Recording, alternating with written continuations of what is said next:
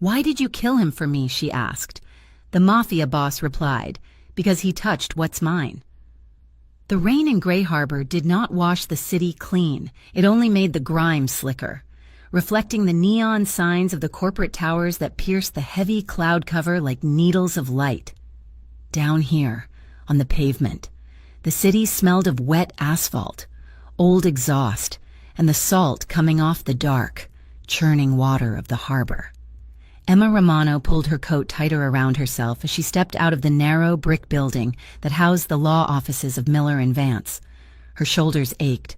She had spent 9 hours staring at contracts, filing motions, and fetching coffee for attorneys who billed more in an hour than she made in a week.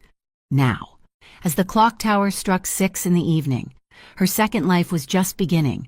She was 30 years old, and she was tired. It was a bone-deep exhaustion that sleep could not fix because sleep did not pay the bills. She walked briskly toward the subway station, her heels clicking a sharp rhythm on the sidewalk. She did not look at the shadows in the alleyways. In Gray Harbor, you learned early to keep your eyes forward. This was a city built on two things: old money and new blood. The corporate towers held the money, but everyone knew who held the blood. The Costa Syndicate did not advertise, but their presence was as heavy and pervasive as the fog rolling in off the waterfront. They owned the unions, they owned the shipping lines, and, as Emma knew all too well, they owned the night. Her destination was Veritas, an upscale lounge and bar located in the Velvet Rope district of the city. It was a place of dark mahogany, crushed velvet and crystal tumblers, where the city's elite went to pretend they were civilized while making deals that would ruin lesser men. Emma worked there 4 nights a week to chip away at the mountain of debt that sat on her chest like a stone. Between her student loans and her mother's escalating medical treatments for a heart condition that insurance refused to fully cover, Emma had no choice but to trade sleep for tips. The shift started like any other. The air inside Veritas was cool and smelled of expensive scotch and cedarwood. The lighting was low, designed to make everyone look beautiful and dangerous. Emma tied her apron, smoothed her hair back, and stepped behind the long, polished bar.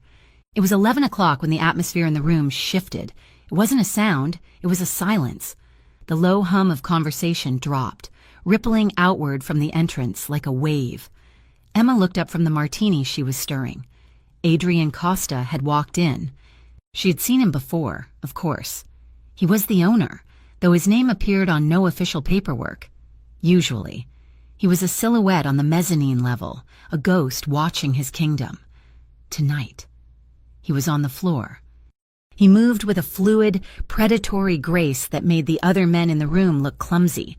He was flanked by 2 bodyguards who looked like they were carved from granite, but Adrian needed no protection. He wore a charcoal suit that fit him perfectly, highlighting the breadth of his shoulders and the lean power of his frame.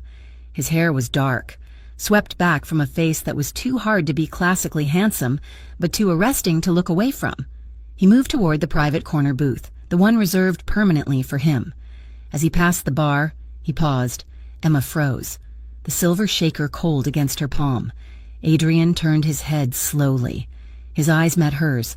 They were dark, intelligent, and terrifyingly calm.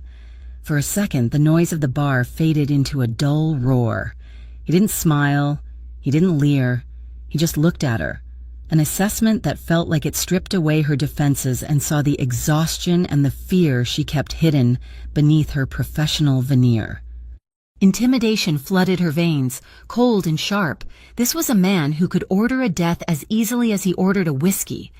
Yet, beneath the fear, there was something else. A strange, inexplicable sense of safety.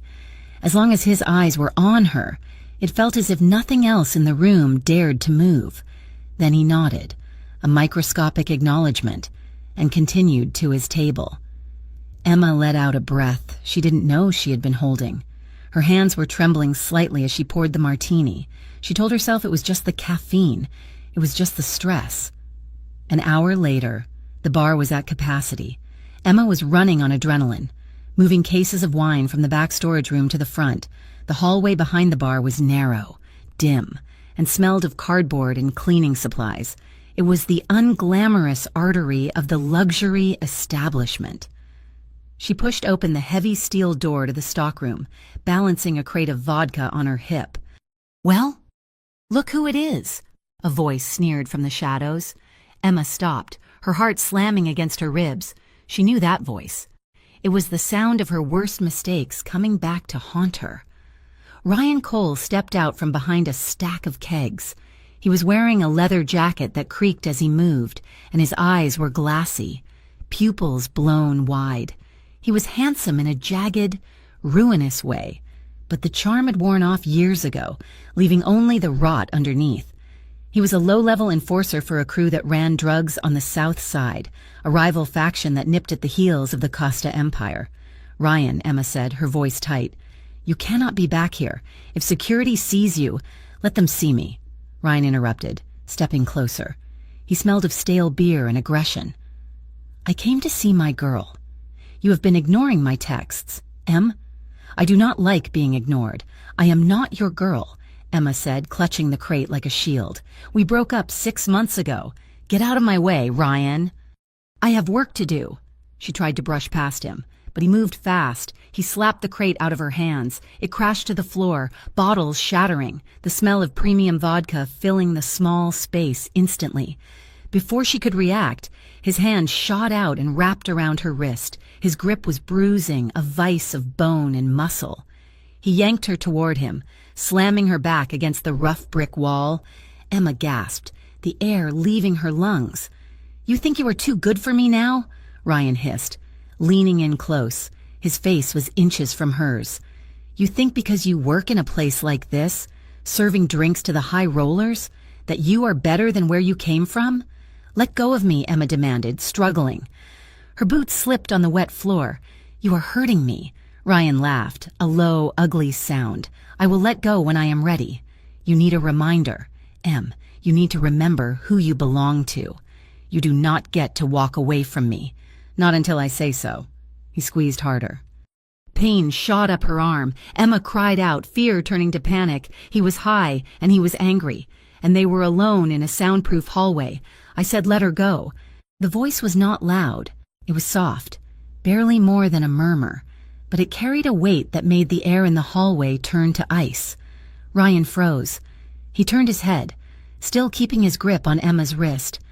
Adrian Costa stood at the end of the hallway. He was alone. His hands were in his pockets. He looked completely relaxed, which was the most terrifying thing Emma had ever seen. "This is private business. Costa?" Ryan spat, though his voice wavered. "Walk away." Adrian tilted his head slightly, as if he were observing a mildly interesting insect. "You are in my establishment," Adrian said. "You are breaking my inventory. And you are touching my staff." He took a step forward, then another. Ryan released Emma and spun to face him, reaching for his waistband where Emma knew he kept a knife. He never got the chance. Adrian moved faster than humanly possible. One moment he was 5 feet away. The next, he was a blur of motion. He didn't strike Ryan, he simply dismantled him. Adrian's hand shot out, clamping around Ryan's throat with effortless, terrifying strength.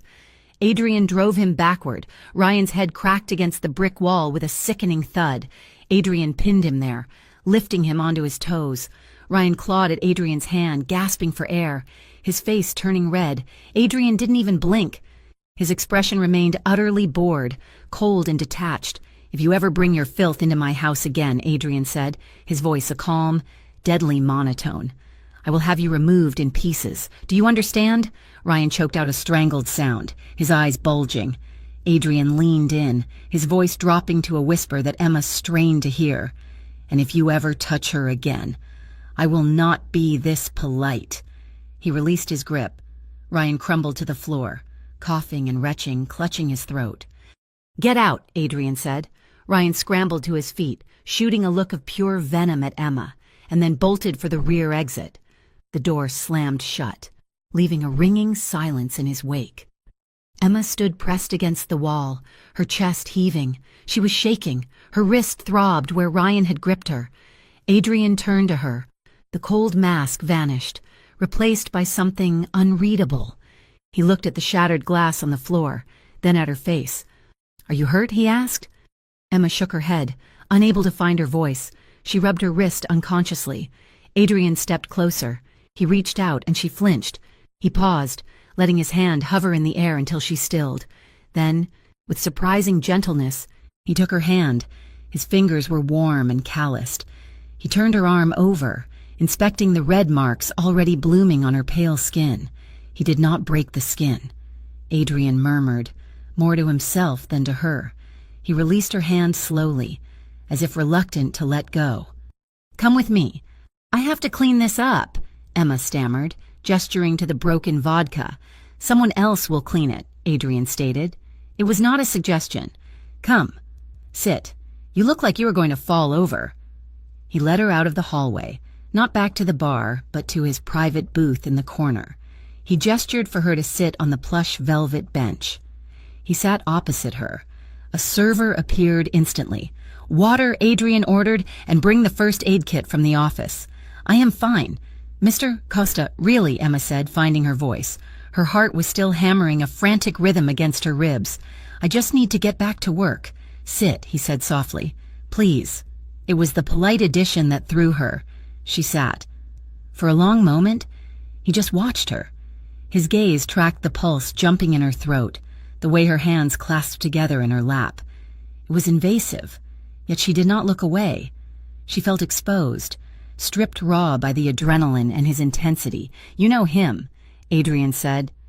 "It was a statement. He's my ex-boyfriend," Emma admitted, looking down at the table. "We broke up a while ago. He does not take rejection well. He's low-level trash from the South Side," Adrian said dismissively. "He has no business being this far north. I can handle him," Emma said, her chin lifting. A spark of pride flared through her fear. "I have been handling him for months." Adrian's eyes narrowed slightly. He looked at her wrist, then back to her eyes. "You are not handling him tonight." "Emma." She flushed. "I caught him off guard. It will not happen again, no," Adrian said. His voice dropped an octave, vibrating through the small space between them. "It will not. Because Veritas is a sanctuary. When you are under my roof, you are safe. That is the rule." The server returned with a glass of water and a small white box. Adrian dismissed him with a wave. He opened the kit, took out a gel pack for bruises, and cracked it. "Give me your hand," he said. "I can do it," Emma protested. "Emma," he said. She gave him her hand. He placed the cold pack against her wrist, holding it there with his own hand. His thumb brushed against the inside of her wrist, directly over her pulse point. The contact sent a jolt of electricity straight up her arm. She looked up, startled, and found him watching her with an intensity that made her breath catch. "Why?" she whispered. "Why did you help me? You do not even know my name." "I know your name," he said. "You are Emma. You work harder than anyone else on my floor. You have a sick mother, and you drive a car that needs a new transmission." Emma stared at him, cold dread mingling with the heat in her cheeks. "How do you know that? I make it my business to know the people who work for me," Adrian said smoothly. He did not apologize for the invasion of privacy. He held the ice pack for another minute, the silence stretching between them. It wasn't an empty silence. It was charged, heavy with things unsaid. Emma realized with a start that she wasn't scared of him. She should be. He had just choked a man half to death against a wall without raising his pulse. But sitting here, with his hand holding hers, she felt a profound, unsettling sense of protection. "Go home, Emma," Adrian said, finally pulling back. "Take the rest of the night off. You will be paid for the full shift. I cannot—" She started. "Do not argue with me," he said, a ghost of a smile touching the corner of his mouth. "It is a terrifying expression." She stood up, her legs feeling unsteady. "Thank you, Mr. Costa, Adrian." She paused. "Thank you, Adrian." He nodded once. The mask of authority slipped back into place, but his eyes remained fixed on her as she walked away. She could feel his gaze on her spine, a physical weight, until she disappeared into the staff locker room. When she exited the back of the club 20 minutes later, clutching her bag, a sleek black sedan was idling at the curb, the window rolled down. "Mr. Costa instructed me to take you home." "Miss Romano," the driver said. He was a thick-necked man with kind eyes. Emma hesitated. A courtesy ride from the Mafia boss. It felt like crossing a line. It felt like accepting a debt. But her wrist throbbed, and the thought of waiting on the dark subway platform, looking over her shoulder for Ryan, made her stomach turn. "Thank you," she said, and climbed into the back seat. The car smelled of leather and conditioned air. As they glided through the rainy streets of Gray Harbor, Emma leaned her head against the cool glass. She closed her eyes, but all she could see was Adrian, the way he had stood between her and Ryan like a monolith, the cold violence in his eyes when he looked at Ryan, and the confusing, terrifying gentleness when he looked at her. He had watched her. He knew about her mother. He knew about her car. He had been watching her for a long time. The vibration of her phone in her pocket shattered her thoughts. She pulled it out, the screen glowing bright in the dark car. 3 text messages, all from Ryan. The first was a string of incoherent curses. The second was a photo. It was a selfie taken in a bathroom mirror, harsh fluorescent light illuminating his neck. The skin was already turning a deep, angry purple in the shape of a handprint. The third message made Emma's blood run cold. "You think you are smart running to Costa? You think he cares about you? You are nothing to him. But you are mine. I am going to make you regret this. Watch your back. Em." She stared at the words until they blurred. Her hands shook as she deleted the thread, blocking the number again. But the fear remained, a cold knot in her stomach. She was caught between 2 monsters now. One who wanted to possess her out of spite, and one who had stepped in to protect her for reasons she did not understand. The driver pulled up to her apartment building, a run-down complex on the edge of the city where the streetlights flickered. "Wait until I am inside. Please," Emma whispered. "Of course, Miss," the driver said. She ran to the front door, fumbled with her keys, and locked herself inside. She didn't sleep that night. She sat by the window, watching the street, wondering if the headlights passing by belonged to Ryan or to the men Adrian Costa surely had patrolling his city. The next morning, the world felt too bright, too loud. Emma dragged herself into the law firm, her eyes gritty with lack of sleep. The fluorescent lights of the office hummed with a headache-inducing frequency. "Emma, can you pull the files for the Labyrinth Trust, mister?" Vance called out from his office. "We have to finalize the acquisition before noon." Emma nodded, moving to the secure filing cabinet. She functioned on autopilot, her fingers deftly flipping through the color-coded folders. Labyrinth Trust? It was one of their largest anonymous clients, a holding company that moved millions of dollars through real estate and logistics. She pulled the thick folder. As she did, a loose document slipped out from the back, fluttering to the floor. Emma bent down to pick it up. It was a deed transfer for a warehouse on the docks, a standard piece of paperwork, but her eyes caught the signature at the bottom of the guarantor page. It was not a lawyer's scrawl. It was a bold, sharp signature in black ink. A. Costa. Emma stopped breathing. She stared at the paper. The Labyrinth Trust, the anonymous client that paid the firm's biggest retainers. It was him. Adrian Costa wasn't just a man she had met in a bar. He wasn't just the owner of Veritas. He was here. His money paid her salary. His influence was in the very walls of the building where she spent her days. She had thought her 2 worlds, the daylight world of the law and the nighttime world of the bar, were separate. She had thought she could keep them apart. Slowly. Emma slid the paper back into the file and closed the folder. Her hands were trembling again. She realized then, with a sinking feeling of inevitability, that she hadn't just stepped into Adrian's orbit last night. She had been living in it all along. And now that he had noticed her, now that he had touched her, there would be no going back.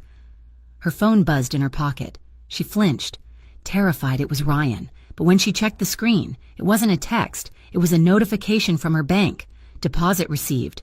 $5,000. Sender. Veritas bonus? Emma stared at the number. It was exactly enough to cover her mother's next treatment.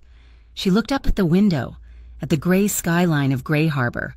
Somewhere out there, in a glass tower or a dark room, Adrian Costa was pulling strings she hadn't even known were attached to her. She should return it, She should run. But as she thought of her mother's pale face and the stack of overdue bills on her counter, Emma knew she wouldn't. She was already trapped. 3 days had passed since the incident in the back hallway of Veritas, and Emma Romano was determined to prove that her life still belonged to her. The heavy, suffocating sensation of being watched had followed her every moment since Adrian Costa had iced her wrist and sent her home in a luxury sedan. She felt it at the grocery store. She felt it on the subway. She felt it now. Standing at the employee entrance of the bar as the heavy steel door clicked shut behind her. "Mister," Costa insisted, the head of security, a man named Marcus, said. He stood by the idling black town car, holding the rear door open. "It is raining. Miss Romano, let us take you home." It was not just raining. The sky over Gray Harbor was weeping, a cold, miserable drizzle that turned the streetlights into blurry halos of orange and white. But Emma shook her head, clutching her purse strap tight against her shoulder. "No, thank you." "Marcus," she said, her voice firm despite the fatigue dragging at her bones. "I live 6 blocks away. I need the fresh air. Tell Mr. Costa I appreciate the offer, but I am perfectly capable of walking to my own apartment." Marcus looked like he wanted to argue, his eyes flicking nervously toward the upper windows of the club where his boss likely watched. But he finally nodded. "Be safe, Miss Romano." Emma turned and walked away before she could change her mind. She needed to reclaim the boundaries of her existence.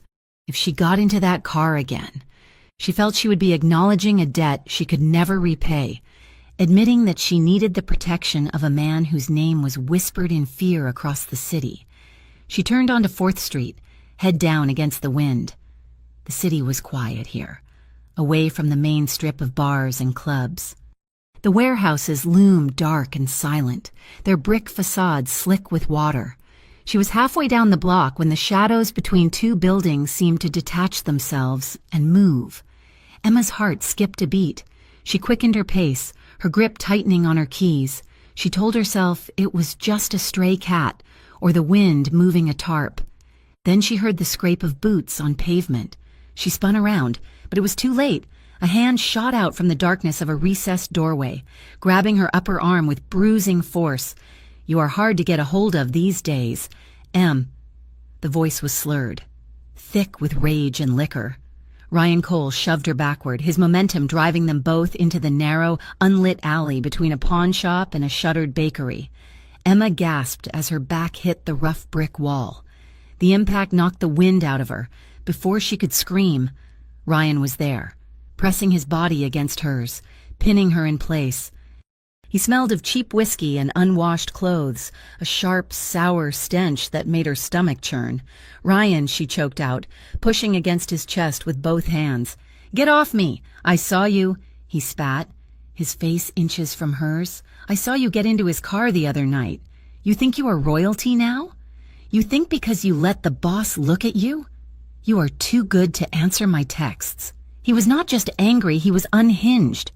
His eyes were wide and bloodshot in the dim light filtering in from the street. This was not the petty jealousy of an ex-boyfriend anymore. This was something dangerous. "Leave me alone," Emma shouted, her voice cracking. She slammed the heel of her hand into his shoulder, trying to break his hold. Ryan laughed, a wet, ugly sound. He grabbed her shoulders, his fingers digging into the soft flesh of her arms so hard she knew it would leave marks. He shook her, his head snapping back and forth. "You do not listen," he shouted. "I told you that you belong to me. You do not get to walk away until I say we are done. You think Costa cares about you? You are just a toy to him, but you are mine. Emma, mine." He leaned in, his mouth wet and loose, trying to force a kiss on her.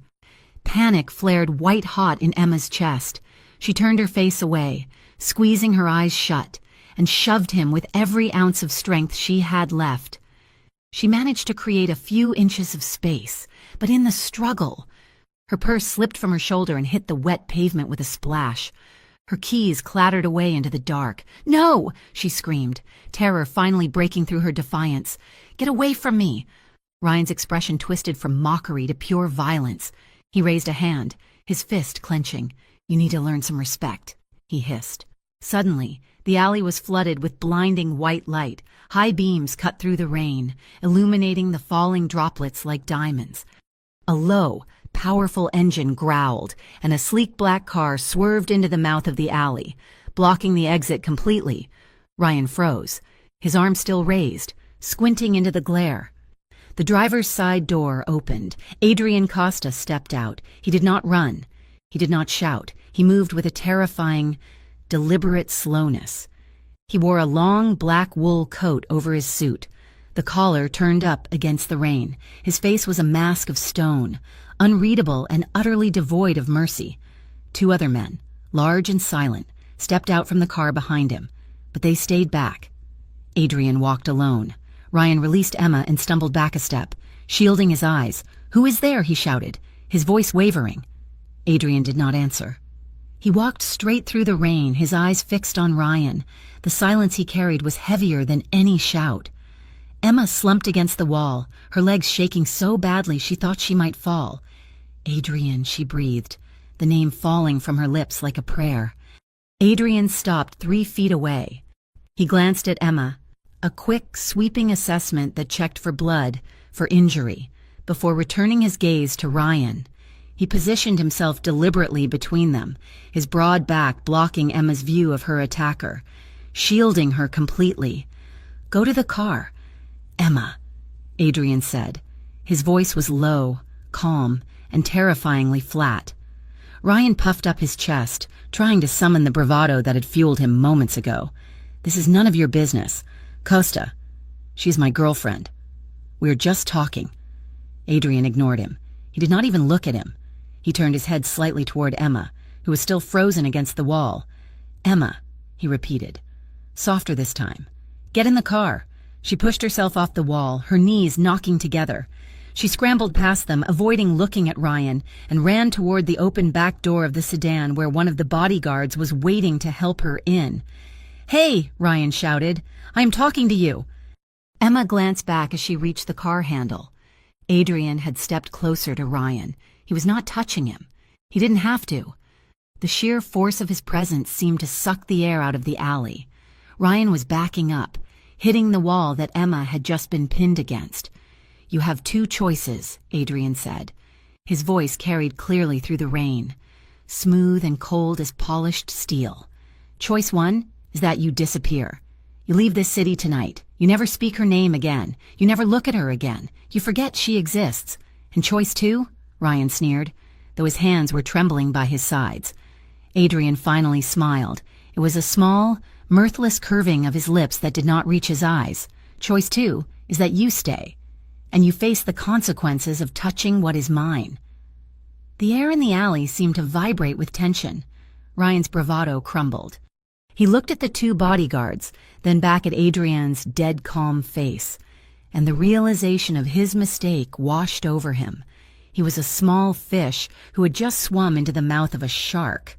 "Get her out of here," Adrian ordered over his shoulder, never taking his eyes off Ryan.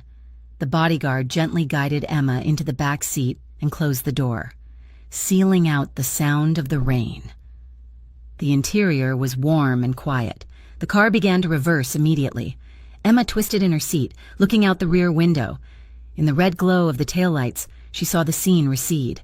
Adrian and Ryan were still standing there in the rain. They were talking. Ryan was pleading now, his hands up in a gesture of surrender. Adrian stood motionless, a dark statue of judgment, as the car turned the corner, breaking her line of sight. Emma felt a chill that had nothing to do with the dampness of her clothes. She knew, with a sick certainty in the pit of her stomach, that the conversation in the alley would not end with a handshake. She stared at her hands, which were still trembling in her lap. She was safe, but the cost of that safety was happening in a dark alley 3 blocks away, and she had been the one to trigger it. 20 minutes later, Emma was inside her apartment. She had locked the door, engaged the deadbolt, and latched the chain. She had turned on every light in the small 1-bedroom unit. She stood in the center of her living room, shivering, still wearing her wet coat. The adrenaline was fading, leaving behind a crash of exhaustion and nausea. She jumped when a sharp knock echoed from the door. "Who is it?" she called out, her voice thin. "It is Adrian. Open the door." "Emma." Her heart hammered against her ribs. She hesitated, then walked to the door. Her fingers fumbled with the locks, chain, bolt, knob. She pulled it open. Adrian stood in the hallway. He was wet. His dark hair was plastered to his forehead, and droplets of water clung to the wool of his coat. Behind him stood one of his men, a silent sentinel watching the stairwell. "May I come in?" Adrian asked. It was phrased as a question, but his body was already moving forward. Emma stepped back, allowing him entry. "What are you doing here?" she asked. Is he gone?" Adrian did not answer immediately. He closed the door and locked it himself, testing the handle to ensure it held. Then he moved past her, walking through her small apartment with efficient, precise strides. He checked the window locks in the living room.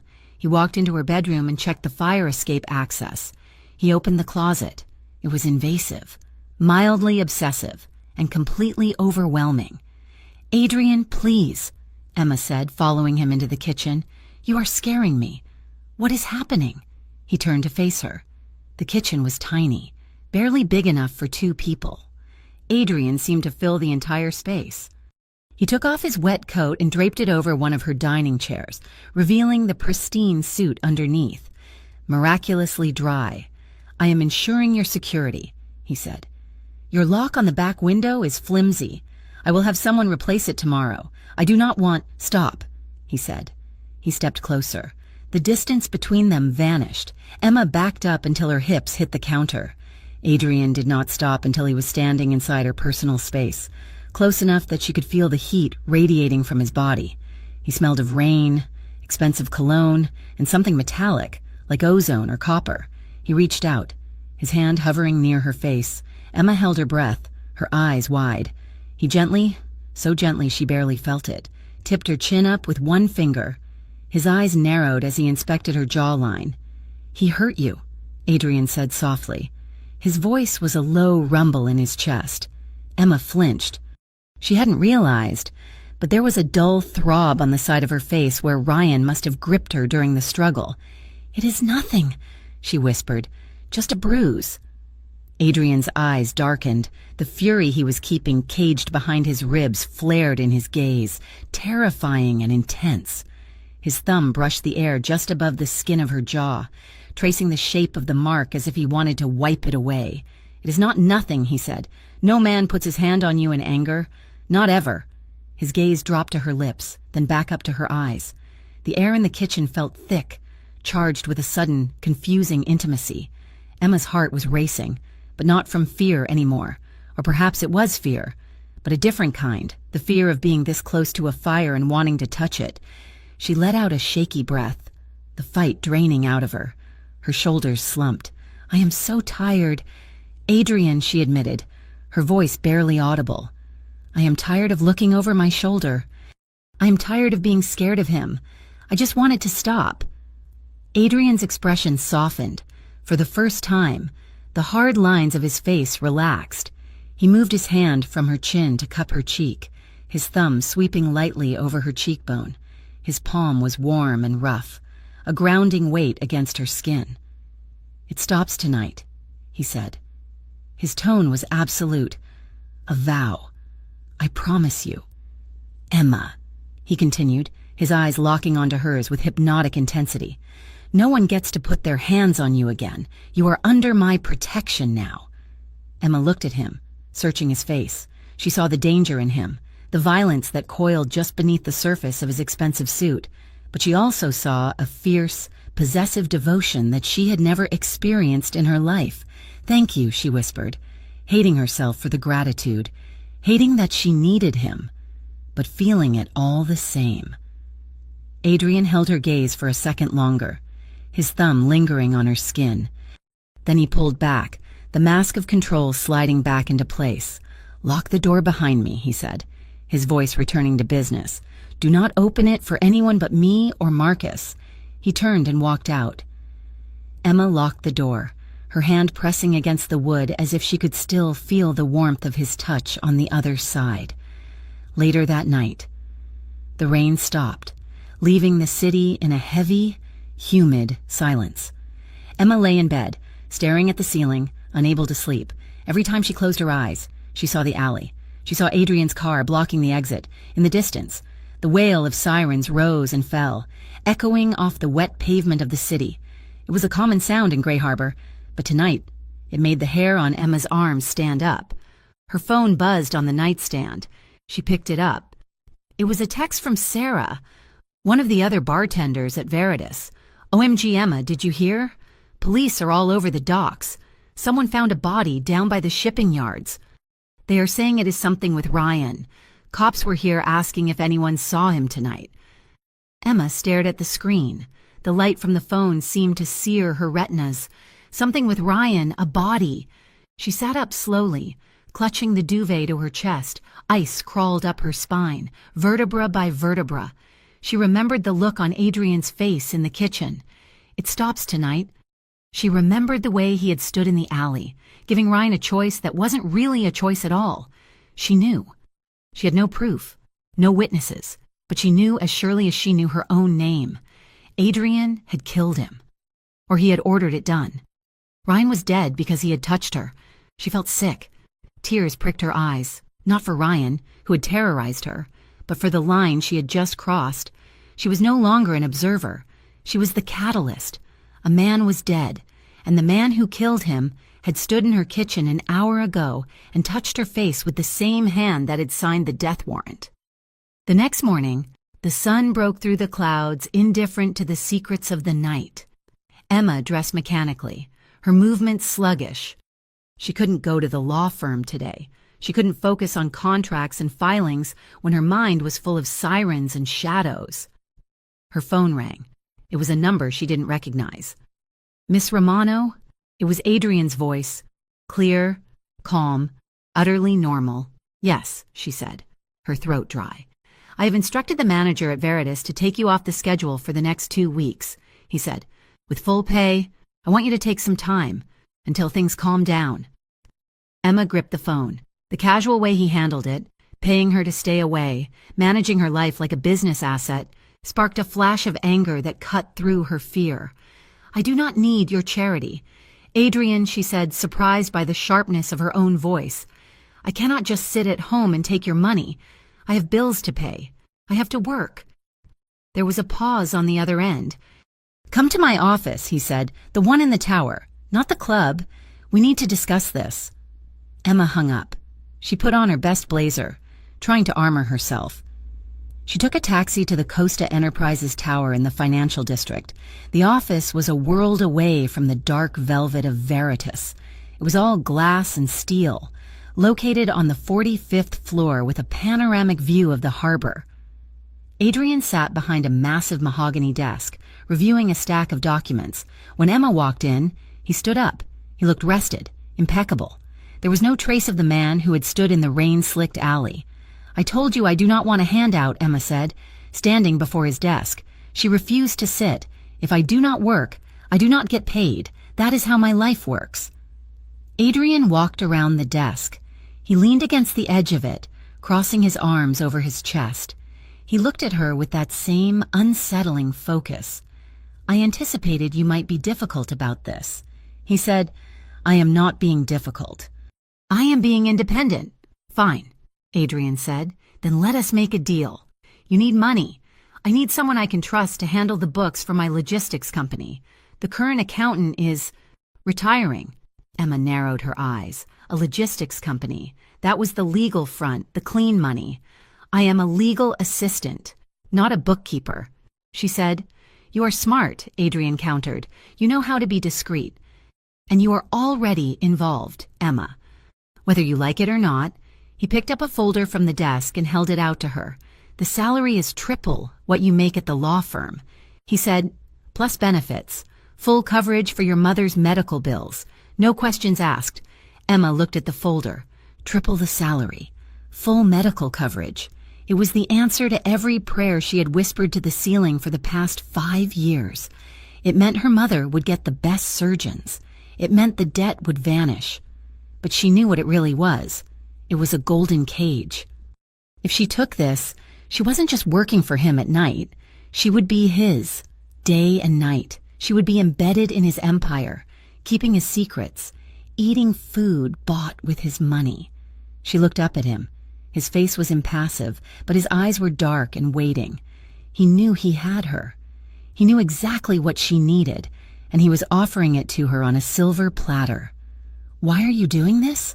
she asked quietly. "Because," Adrian said, pushing the folder into her hand, "I protect what is mine." Emma looked down at the folder. She thought of Ryan's bruised neck. She thought of the sirens. She thought of her mother's heart monitor beeping in a sterile room. She took the folder. "I start on Monday," she said. Adrian smiled. It was genuine this time, sharp and victorious. "Welcome to the family, Emma." The transition from mixing drinks at Veritas to managing the books at Costa Logistics was a shift that made Emma dizzy, though she told herself it was only the altitude. Working on the 45th floor of the Costa Tower, surrounded by floor-to-ceiling glass that offered a panoramic view of Gray Harbor, felt like living on a different planet. She sat at a sleek, modern desk made of dark walnut, staring at the rows of numbers on her monitor. The math was clean. The logic was sound.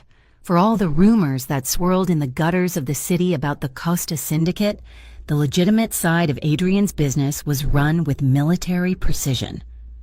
Emma checked her bank balance on her phone for the third time that morning. The number was higher than she had ever seen it. She had already transferred the funds for her mother's upcoming surgery, and for the first time in 5 years, the crushing weight of impending financial ruin had lifted from her chest. "Just until the debts are gone," she whispered to herself, a mantra she repeated every time the elevator doors slid shut, sealing her in this glass tower. Just until Mom is safe. She heard the heavy door to the inner office open. Emma straightened her spine instinctively. Adrian walked out, reviewing a contract as he moved. He was in his element here. If he was a king in the nightlife of Veritas, here he was a general. He wore his suits like armor, tailored to perfection, projecting an air of absolute, unshakable control. "Emma," he said, not looking up from the paper, "bring up the quarterly projections for the shipping lanes." "Already on your screen," she replied. He stopped, looking at her. A faint quirk appeared at the corner of his mouth. "Efficient," he noted. "I like to be prepared," she said. He walked around her desk. Instead of going to his own computer, he stood behind her chair. Emma felt the fine hairs on the back of her neck stand up. He was not touching her, but his presence was a physical weight, a wall of heat and expensive cologne, sandalwood and something crisp, like winter air. He leaned over her shoulder, one hand resting on the edge of the desk, the other pointing at a column on her screen. "This figure here," he said, his voice dropping low. "It is too conservative. The fuel surcharges will drop by next month. Adjust it by 12%. Emma tried to focus on the numbers, but it was impossible. His face was inches from hers. She could feel the warmth of his breath against her ear as he spoke. She could see the clean line of his jaw and the shadow of stubble that always seemed to hover there, defying his razor. 12%, she repeated, her voice sounding breathless to her own ears. "I will fix it." Adrian did not move away immediately. He stayed there, boxing her in, his gaze shifting from the screen to her profile. For a moment, the office sounds, the hum of the server, the distant ring of a phone, faded into silence. "You are doing good work, Emma," he said softly. "Better than the last 3 accountants combined." "I am just doing my job, Adrian." He finally straightened, the distance returning, and Emma felt the loss of his heat like a sudden draft. "Keep doing it," he said, walking back to his office. The weeks blurred into a routine that was both terrifying and exhilarating. Emma saw the disciplined, strategic mind that allowed him to control the city. He negotiated deals with a ruthless calm, dissecting his opponent's weaknesses before they even realized they were bleeding. He was brilliant, and he was dangerous. Then came the night of the storm. It was late October, and a nor'easter was hammering the coast. Rain lashed against the high-rise windows with violent force, turning the city lights below into smeared streaks of color. The office was empty. The rest of the staff had gone home hours ago, fleeing the weather, but Adrian had stayed to monitor a shipment, and Emma had stayed because he had... She was in the break room, pouring a cup of coffee, when the building shuddered. A crack of thunder, loud as a cannon shot, exploded directly overhead. The lights in the office flickered and died, plunging the room into gray shadows before the emergency generators hummed to life, bathing the space in a dim, amber glow. Emma jumped, her hand jerking. Hot coffee splashed over the rim of the mug, soaking her hand and spilling onto the polished table. "Damn it," she hissed, shaking her hand. She grabbed a stack of napkins, her heart racing from the sudden noise. "Are you all right?" She spun around. Adrian was standing in the doorway of the break room. He had taken off his jacket and rolled up his sleeves, revealing forearms corded with muscle. In the dim light, with the storm raging behind him outside the glass walls, he looked less like a CEO and more like something primal. "I am fine," Emma said, dabbing at the spill. "Just the thunder, it startled me." He walked over, his movements quiet. "Let me see." He took her hand. His grip was firm but surprisingly gentle. He examined the red skin where the coffee had scalded her. "Run it under cold water," he instructed, leading her to the sink. He turned on the tap and held her hand under the stream. The cool water was a relief, but the sensation of his fingers laced with hers was overwhelming. They stood side by side in the semi-darkness, the only sound the rushing water and the rain hammering against the glass. Adrian turned off the tap. He reached for a paper towel and began to dry her hand, his motions slow and deliberate. He dried each finger, his touch lingering on her skin. "You should go home," he said, though he made no move to release her. "The storm is getting worse." "I cannot drive in this," Emma admitted, looking up at him. "My car would float away." Adrian half smiled. "Then you are trapped here with me." It was said lightly, but the weight of the words hung in the air. Trapped. With him. They moved back to his office, where the view of the storm was most intense. They didn't turn on the overhead lights. The amber glow from the hallway and the flashes of lightning were enough. Adrian poured 2 glasses of amber liquid from a crystal decanter and handed one to her. "Bourbon," he said. "It helps with the nerves." Emma took a sip. It burned pleasantly on the way down. She sat on the leather sofa, and Adrian sat in the armchair opposite her, leaning forward, his elbows on his knees. "Tell me about them," he said suddenly. "About who? Your family. You worked 2 jobs to pay for your mother. Where's your father?" Emma looked into her glass. "He left when I was 12, she said quietly. "He said the medical bills were too much pressure. He went out for cigarettes and never came back." Classic, right?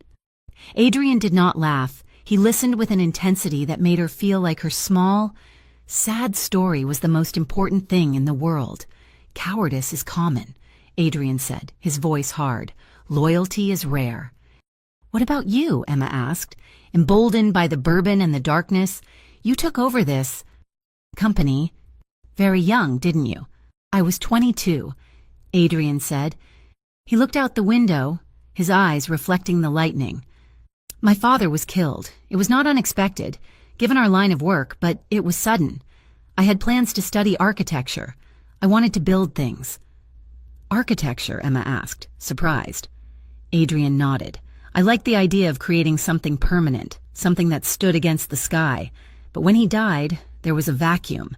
If I'd not stepped in, the city would have burned, the rival families would have torn everything apart. So I put down the blueprints and I picked up the gun."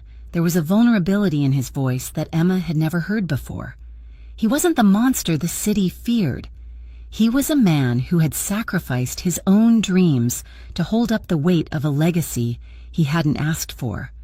"It must be lonely," she whispered. Adrian looked back at her. "It was," he said, "until recently." Emma's breath hitched. She stood up, needing to move, needing to diffuse the sudden thickness in the air. She walked to the window, watching the jagged forks of white light tear across the sky over the harbor. Adrian stood too. He came up behind her. He didn't touch her, but she could feel him there. a solid, warm presence at her back. "You are not like the others." "Emma," he said softly, "you do not look at me and see a checkbook, and you do not look at me and see a monster." "I see you," she said, her voice trembling. Lightning flashed, illuminating their reflections in the glass. In the reflection, she saw him raise his hand. He reached out as if to touch her hair, his fingers hovering inches from her head. He hesitated, his hand trembling slightly, a man who was used to taking whatever he wanted, suddenly afraid to cross a line. Emma's heart hammered against her ribs. She didn't move away. She leaned back, just an inch, invading his space. It was a silent permission, a surrender. Adrian closed the distance. His fingers brushed the shell of her ear, tucking a loose strand of dark hair behind it. His touch was electric, sending a shiver down her spine that had nothing to do with the cold. A second clap of thunder shook the building, loud and violent. Emma flinched, instinctively turning away from the window. She turned straight into him. Adrian stepped closer, his hand sliding from her hair to the small of her back, steadying her. He looked down at her, his eyes dark and searching. He was waiting for her to push him away. He was giving her one last chance to run. Emma did not run. She looked up at him, seeing the conflict in his eyes, the war between the man who wanted to protect her and the man who wanted to possess her. "Adrian," she breathed. He didn't wait any longer. His other hand came up to cup her jaw, his thumb tracing her lower lip, and then he lowered his head. The kiss was not frantic. It was slow, deep, and devastatingly intense. It tasted of bourbon and suppressed longing. Emma let out a small sound, her hands coming up to grip the front of his shirt, pulling him closer. Adrian groaned low in his throat. His arm around her waist tightened, pulling her flush against him. She could feel the hard lines of his body, the rapid beat of his heart against her chest. He kissed her like he was drowning and she was the only air left in the room. When they finally pulled apart, both of them were breathing hard. Adrian rested his forehead against hers, his eyes closed. "You have no idea," he whispered roughly, "how long I've wanted to do that." Emma's hands were still clutching his shirt. She felt as if the ground had shifted beneath her feet. The line was crossed. There was no going back to ledgers and spreadsheets now. Over the next few weeks, the office became a landscape of secrets. They maintained the facade of professionalism during the day, but the air between them was charged with a new, dangerous electricity. It was in the stolen moments that no one else saw. It was Adrian guiding her through a crowded charity gala he forced her to attend as staff, his hand resting possessively at the curve of her waist, his fingers pressing into the silk of her dress with a claim that made her knees weak. It was the morning in the elevator, just the two of them rising 40 floors. Adrian didn't speak. He simply stood beside her and let his thumb trace slow, maddening circles against her hip bone, his eyes fixed on the numbers counting up, while Emma had to bite her lip to keep from making a sound. It was the late nights when the cleaning crews had gone. Emma would be finishing a report, and Adrian would come in and sit on the edge of her desk. They would talk about everything and nothing, his knee pressing firmly against hers, a constant point of contact that grounded her in his world. But the world outside the tower was not as quiet. 3 weeks later, on a Friday afternoon, Adrian came out of his office. His face was grim. "Pack a bag," he said. "What?" Emma asked, looking up from her computer. "You are not staying at your apartment this weekend," he stated. "There has been chatter, vague threats. I am not taking chances. Where am I going?" "You are coming with me." "To the penthouse." The penthouse was on the top floor of a residential tower a few blocks away. It was a fortress of luxury, accessible only by a private elevator that required a biometric scan. That night, the city felt distant, muted by the height and the heavy soundproofing. Emma stood in the center of the living room, feeling small. "You are safe here," Adrian said, locking the heavy door. "No one gets in unless I allow it." The tension of the threat, combined with the enforced proximity, stripped away the last of their defenses. They didn't sleep in separate rooms. They didn't sleep at all. At first, they lay on the massive velvet sofa in the sunken living room, fully clothed. Adrian lay on his back, and Emma lay beside him, her head resting on his chest. His arm was wrapped around her, holding her with a fierceness that bordered on painful. She listened to the steady, strong rhythm of his heart. It was the only thing that made sense in the chaos. "Adrian," she whispered into the darkness, "are we safe? Truly? As long as I am breathing, you are safe," he answered. He turned his head, kissing her forehead, then her temple. It wasn't sexual. Not tonight. It was an intimacy far deeper than that. It was the desperate need for human contact in a life defined by violence. They fell asleep like that, tangled together, two people holding on to each other as the world burned around them. But the daylight always brought the truth back into focus. Emma began to see the cracks in the armor. She began to understand what logistics really meant for the Costa syndicate. She heard it in the passing comments Adrian made to his lieutenants when he thought she wasn't listening. Phrases like, "clean up the problem and send a message." She heard it in the hushed, rapid-fire Italian he spoke on the phone, his voice dropping to a register that sounded like grating stone.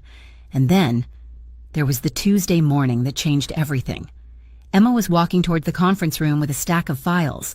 The door to Adrian's private meeting room, a soundproofed space she was never invited into, opened abruptly. A man stumbled out. Emma froze. The man was holding a cloth to his nose, which was clearly broken. Blood was streaming down his chin, staining his expensive shirt. He was limping behind him, inside the room. Emma saw two of Adrian's enforcers wiping down the table. And she saw Adrian when he was standing by the window, adjusting his cufflinks. He looked perfectly calm. He looked at the bleeding man with cold indifference, then looked up and saw Emma standing in the hallway. For a second, the mask slipped. She saw a flash of regret in his eyes, but he didn't look away. He didn't try to hide it. The injured man scurried past Emma, muttering an apology, terrified to even look at her. Emma stood rooted to the spot, clutching the files to her chest. Her heart was pounding, not with the excitement of his touch, but with cold, hard fear. Adrian walked out of the room. He stopped in front of her. He checked her face, searching for revulsion. "Emma," he said quietly. Will he be okay?" she stammered. "He stole from us," Adrian said. His voice was devoid of emotion. "He is lucky to be walking at all." Emma looked at Adrian's hands, the same hands that had tucked her hair behind her ear, the same hands that had held her through the night on his sofa. There was no blood on them, but she could see it all the same. She realized then that she had fallen in love with a man who was two things at once. He was her protector, the man who made her feel safe for the first time in her life, and he was a monster who broke men's bones before lunch. "I have work to do," she whispered, stepping around him. Adrian didn't stop her. He watched her go, his expression hardening. He knew, as she did, that the bubble they had built in the storm was fragile, and the real world was coming for them with a sledgehammer. Emma went back to her desk, her hands shaking as she typed. She looked out at the city, at the gray harbor waters, and wondered how long she could live in the shadow of a mountain before the avalanche came down. The peace that Emma had found in the glass tower was an illusion, shattered not by thunder this time, but by the jagged reality of war. The Costa Syndicate had ruled Gray Harbor for decades, but power in the underworld was like blood in the water. It attracted sharks. The Navarra crew, a brutal organization from the southern districts, had sensed a shift in the currents. They had smelled weakness, and for the first time in Adrian Costa's reign, that weakness had a name. It started with the phone calls, silence on the other end, heavy and breathing, followed by a click. Then came the messages, encrypted texts that bypassed her spam filters, arriving at 3 a.m. "Ask him how much you are worth. We know where your mother sleeps." Emma tried to hide them from Adrian, terrified of what his reaction would be, but the war came to her doorstep regardless. She returned to her apartment building one Tuesday evening to find her front door vandalized. Red paint had been splashed across the wood, dripping onto the welcome mat like a gruesome promise. Scrawled in the center, in jagged letters, was a single word: leverage. She stood in the hallway, her grocery bag slipping from her numb fingers, the smell of aerosol and fear choking her. She was no longer just an accountant. She was a target. 2 days later, the law firm felt less like a sanctuary and more like a waiting room. Emma exited the building at lunch, needing air. Her nerves frayed to the breaking point. "Emma?" She jumped. Spinning around, standing on the sidewalk, holding 2 coffees, was a face from a lifetime ago. Jordan Hale. They had taken political science classes together at the state university, years before debt and desperation had derailed her plans. "Jordan," she breathed, her hand flying to her chest. "You scared me." "I am sorry," Jordan said, offering a charming, easy smile that didn't quite reach his eyes. "I saw you coming out and thought, no way is that Emma Romano. It has been, what, 5 years? 6, she corrected, her pulse slowly returning to normal. "You look good." "Jordan, so do you," he said, "though you look tired, Em." He was wearing a cheap suit and badge clipped to his belt, a detective. The realization made her stomach drop. "I'm just busy," she said, edging away. "It was good to see you, Jordan, but I have to get back." "Walk with me," he said. His voice changed. The warmth evaporated, replaced by a professional hardness. "Just for a block. We need to talk." "Emma." "About what?" "About Adrian Costa." Emma froze. The air on the busy street seemed to thin. "I do not know what you are talking about," she lied, but the tremor in her voice betrayed her. Jordan stepped closer, dropping the facade entirely. "I know you are working for him, Emma. We've been watching the Costa accounts for months. We know you moved to the logistics division, and we know you are spending nights at his penthouse. That is none of your business," she snapped, turning to walk away. He stepped in front of her, blocking her path. He pulled a manila envelope from his jacket pocket. "Is this my business?" he asked, sliding a photograph out just enough for her to see. Emma looked down. The world tilted on its axis. It was a crime scene photo, grainy, stark, and horrifying. It showed a body slumped in the mud near the shipping yards. The face was pale and slack, but the bruising on the neck was unmistakable. "Ryan, he washed up 3 weeks ago," Jordan said, his voice low and urgent, broken hyoid bone, crushed trachea. "The coroner said he was strangled by someone with immense strength and training. It was personal. Emma."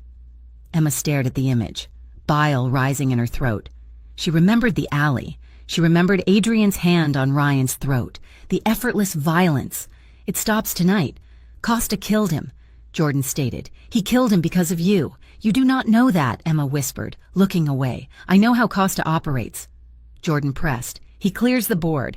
Ryan was a nuisance, so he removed him. But now you are in the blast radius. Emma, Navarra is moving in. If you stay with Costa, you are going to end up just like Ryan, or worse. You are collateral damage waiting to happen." "I have to go," Emma said, shoving past him. Tears blurred her vision. Jordan called after her. "When you are ready to talk, call me, before it is too late." Emma ran. She didn't go back to the firm. She took a taxi straight to the tower, her hands shaking so badly she could barely pay the driver. She stormed past Adrian's assistant, bursting into his office. Adrian was on a call, standing by the window. He turned, seeing her face, and immediately hung up the phone without a word. "Emma?" he said, stepping toward her. "What is it?" She threw her bag onto the sofa. The image of Ryan's dead face burned into her retinas. "Did you kill him?" she demanded. Her voice broke, cracking under the weight of the accusation. Adrian stopped. His expression didn't change. He didn't look surprised. He looked resigned. "We are discussing this now?" he asked calmly. "Yes, we are discussing this now," Emma shouted. "Detective Hale showed me the photo. Adrian, he showed me Ryan's body. He said his throat was crushed." Adrian remained perfectly still. He did not flinch. He did not look away. "Ryan is dead," he said flatly. "Did you order it?" Emma asked, tears streaming down her face. "Or did you do it yourself?" "I removed a threat," Adrian said. The temperature in the room seemed to drop 10 degrees. "He touched you. He threatened you. He made it clear he would not stop. I gave him a choice. He chose poorly. He was a human being," Emma cried. "He was an idiot and he was toxic, but he did not deserve to die. And you You stood in my kitchen that night. You touched my face. You promised me safety. Was that the safety you meant? Murder? I did what was necessary. Adrian's voice rose, a flash of frustration cracking his stoic exterior. You live in a world of laws and sunlight. Emma, I do not. In my world, if someone threatens what is mine, they are eliminated. If I had let him live, he would have come back. He would have hurt you. I refuse to allow that. So you are the judge, jury, and executioner, Emma asked, horrified. If I have to be, yes. She looked at him, really looked at him, and saw the chasm between them. She loved him. God help her. She loved him, but his hands were stained with blood that had been spilled for her. I cannot do this, she whispered, backing away. I cannot be part of this. Adrian, the police are watching me. Navarra is painting threats on my door, and you are killing people in my name. Emma. Wait, Adrian said, reaching for her. Do not touch me, she said, holding up a hand. I need to leave. I'm suffocating here. You cannot leave, Adrian said, his jaw tightening. Navarra is hunting. You are safest here with me. Safe? Emma laughed, a brittle, hysterical sound. I have never been less safe in my life. I am going to my mother's house. No, Adrian commanded. That is too exposed. I do not care, Emma shouted. I need to be away from you. I need to think. If you care about me at all, Adrian, you will let me go. Adrian stared at her. His fists clenched at his sides, the knuckles turning white. He looked like a man fighting a war against his own instincts. Every fiber of his being wanted to lock her in this tower and keep her where he could see her, but he saw the terror in her eyes, and he realized, with a sickening jolt, that right now, he was the one frightening her. Fine, he said, the word clipped and cold. Go to your mother's, but you stay inside. I will do what I want, Emma said. She turned and walked out. Adrian watched her go, a muscle feathering in his jaw. As soon as the elevator doors closed, he picked up his phone. Marcus, he said, his voice deadly quiet. She is going to her mother's house in East Hills. Put a team on the perimeter. 4 men. If anyone other than the mailman gets within 50 feet of that house, I want to know. I thought she wanted space. Boss, Marcus said. She can have space, Adrian said, staring at the empty door. But she does not get to be unprotected. Emma's mother lived in a small, weathered bungalow in a quiet neighborhood where the loudest sound was usually a lawnmower. For 2 days, it felt like a sanctuary. Emma made tea, sat on the porch, and tried to breathe. She told her mother the bruises under her eyes were from overwork. She tried to convince herself she had made the right choice. She tried to convince herself she could walk away from Adrian Costa. But at night, she lay in her childhood bed, aching for the weight of his arm across her chest. She didn't see the black sedan parked 2 streets over. She didn't see the men in the shadows watching her front yard. On the 3rd evening, Emma's mother ran out of her heart medication. The pharmacy was only 6 blocks away. Emma, needing to feel useful, volunteered to walk. It is just a walk, she told herself. I cannot live in fear forever. The autumn air was crisp. Emma walked briskly, her hands shoved deep into her coat pockets. She bought the pills and a chocolate bar, trying to feel normal. She was walking back, passing a stretch of road bordered by an empty lot, when a gray van screeched around the corner. Emma stopped, her instincts screaming. The van mounted the curb, cutting off her path. The side door slid open with a harsh metal grind. 2 men jumped out. They were wearing balaclavas. Emma turned to run, but her boots slipped on the loose gravel. Get her, one of them shouted. Panic, white and blinding, exploded in her brain. She scrambled backward, dropping the pharmacy bag. Help, she screamed, the sound tearing at her throat. The first man reached her. He grabbed her arm, his fingers digging into her coat. Emma kicked out, her boot connecting with his shin. He grunted but didn't let go. He yanked her toward the open van. No, no, Emma shrieked, clawing at his face. The second man grabbed her waist, lifting her feet off the ground. They were dragging her. The dark maw of the van loomed closer. She could smell the stale interior, sweat and old grease. She was going to disappear, just like Ryan. Suddenly, A roar filled the air, not a scream, but an engine. A black SUV tore across the empty lot, smashing through a wooden fence, debris flying. It didn't slow down. It slammed into the side of the gray van with a bone-jarring crash. The impact knocked the men off balance. They dropped Emma. She hit the pavement hard, scraping her palms, and scrambled away on her hands and knees. The doors of the SUV flew open. Adrian Costa did not step out. He erupted. He moved with a violence that was terrifying to behold. He hit the first kidnapper like a freight train, driving his shoulder into the man's chest. The man went down, gasping for air. Adrian didn't stop. He delivered a brutal, calculated kick to the man's ribs, a sickening crack echoing in the quiet street. The second kidnapper fumbled for a gun in his waistband. Adrian spun around. He was faster. He caught the man's wrist, twisting it with a savage jerk.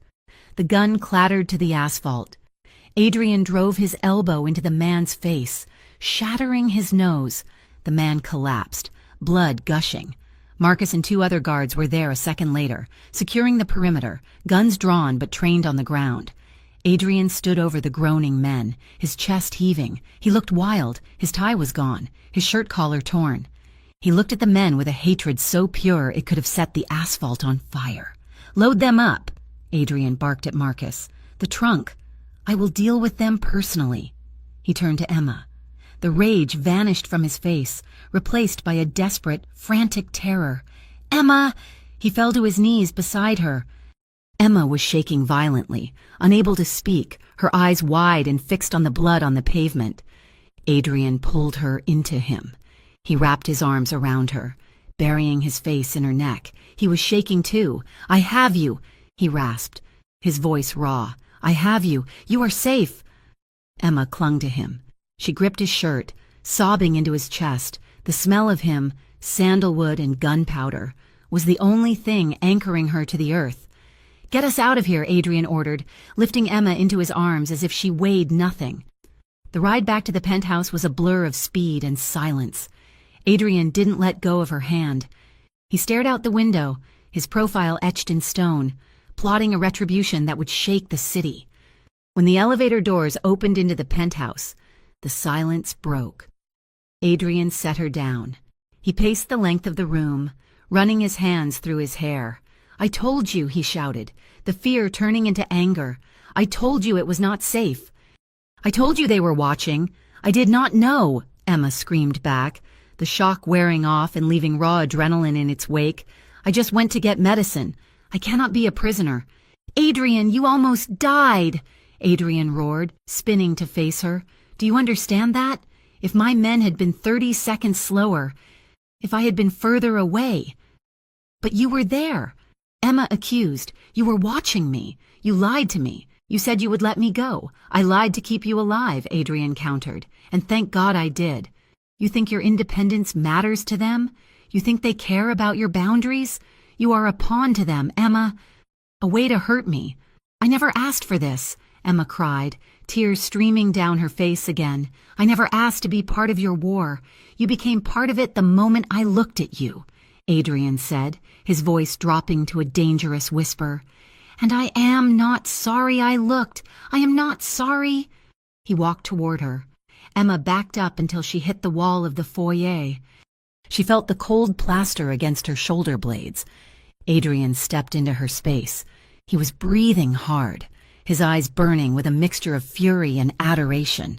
He placed his hands on the wall, one on either side of her head, caging her in. He didn't touch her. He loomed over her, a dark, overwhelming force. "Look at me," he commanded. Emma looked up. His eyes were endless, dark pools of emotion. "I cannot be gentle with them." "Emma," he said, his voice cracking, "you asked me about Ryan. You asked me about morality. There is no morality when it comes to you. I will burn this entire city to the ground before I let anyone take you from me. I will kill every single one of them. Do you understand?" He was telling her he was a monster. He was telling her he was a killer. And God help her. It was the most beautiful, terrible thing she had ever heard. She looked at his chest, heaving with exertion. She looked at the blood on his knuckles, blood he had spilled to save her life. She reached up. Her hands grabbed the lapels of his torn shirt. She pulled him toward her. "I know," she whispered, her voice trembling. It wasn't forgiveness. It was acceptance. It was a surrender to the darkness because the light had failed to protect her. Adrian let out a shuddering breath. He leaned his forehead against hers, closing his eyes. "I am sorry," he murmured. "I am so sorry." They stood there for a long time, pressed against the wall, two survivors in a world trying to tear them apart. 2 hours later, the penthouse was quiet. Emma had showered, washing the grit of the alley off her skin, though the fear still clung to her. She sat on the sofa, wrapped in a blanket. Adrian had gone into his study to handle things. The doorbell rang. One of the guards checked the monitor. "It is Detective Hale," he announced. Adrian came out of the study. He had changed his shirt, but his face was still hard. "Let him in." Jordan Hale walked in. He looked tired. He looked at Emma, huddled on the couch, and his expression softened. "I heard about the attempted abduction," he said. "I am glad you are okay." "Emma." "I am fine," Emma said hollowly. Jordan turned to Adrian. "You have had a busy night." "Costa." "I have been here all evening," Adrian said, pouring himself a drink. "Comforting my girlfriend." Jordan let out a short, dry laugh. He pulled a tablet from his bag. "We just got reports from the south side," Jordan said. "A warehouse owned by the Navarra family. It seems they had a gas leak. Massive explosion, and before the fire, witnesses say a single attacker entered the building." He swiped the screen and held it up for Emma to see. It was a grainy surveillance still from a traffic camera across the street from the warehouse. It showed a figure exiting the burning building. The figure was tall, broad-shouldered, wearing a dark coat. He was walking away from the inferno with a calm, terrifying stride. "Several men are in critical condition," Jordan said, watching Emma's face. "One is dead. The leader of the crew that tried to grab you shot execution style." Emma looked at the photo. The silhouette was unmistakable. She looked up at Adrian. He was sipping his drink, watching her. He didn't deny it. He didn't look ashamed. He looked like a man who had kept his promise. "I will deal with them personally." He had left her in the shower. He had gone out, crossed the city, slaughtered the men who had threatened her, and returned before her hair was dry. "That is a tragedy," Adrian said to the detective. "The city is a dangerous place." Jordan took the tablet back. "It is," he agreed, "and it is getting more dangerous by the hour. You are starting a war. Costa. And she is going to be in the middle of it." He looked at Emma one last time. "Make your choice, Emma. But make it fast." When the door closed behind the detective, the silence in the penthouse was deafening. Emma looked at Adrian. She saw the blood on his hands that no amount of washing could remove. She saw the monster, and she knew, with a sinking, terrified heart, that she wasn't leaving. She was in the blast radius, and she was already burning. The explosion did not sound like a movie effect. It was not a grand, rolling boom. It was a sharp, cracking snap that punched the air out of the street, followed instantly by a wave of heat that felt like a physical blow. Emma Romano had been standing exactly 20 feet away from the silver sedan that was meant to take her to the office. She had stopped, her hand hovering over the door handle, when her phone buzzed with a request from Adrian's assistant to grab a specific file from the courier across the street. That 3-second delay, that mundane administrative pivot, saved her life. She was thrown backward by the force of the blast, landing hard on the pavement. Her ears rang with a high-pitched whine that drowned out the screaming of pedestrians.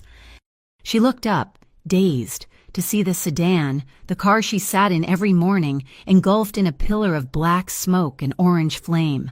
The metal chassis was twisted like a crushed soda can. For a moment, time suspended.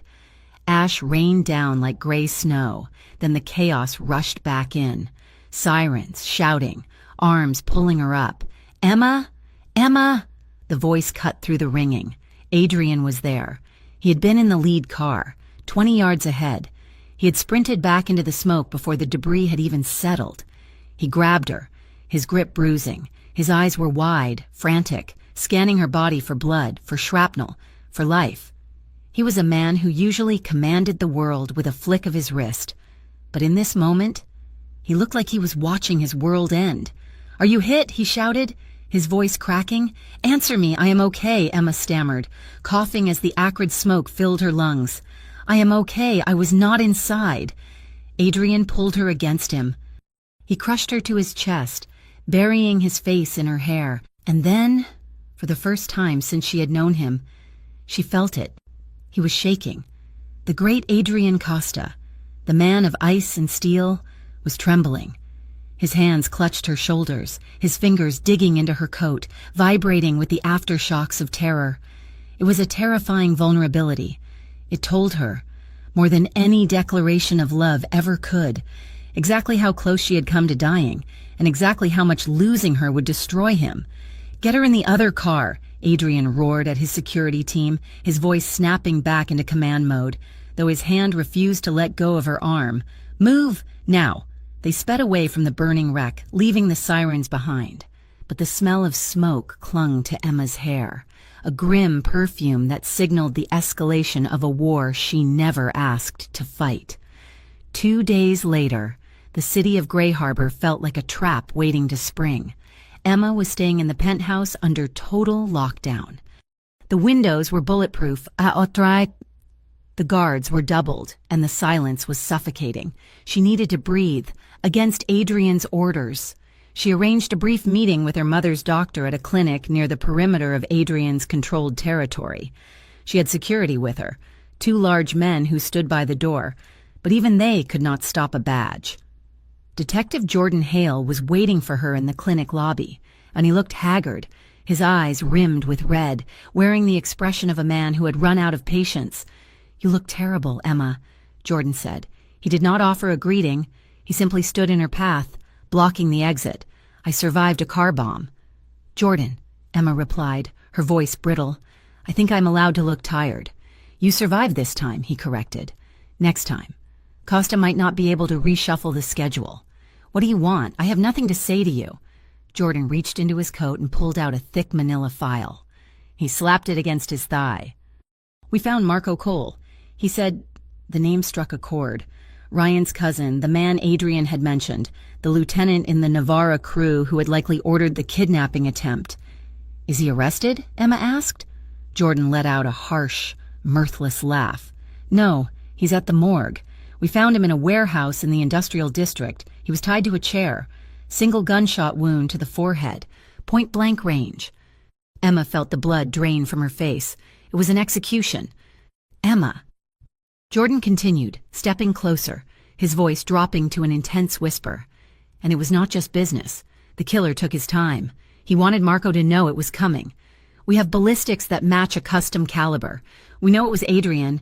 He did it to protect me," Emma whispered, the defense slipping out before she could stop it. "Marco tried to have me kidnapped." Jordan shook his head, looking at her with a mixture of pity and disgust.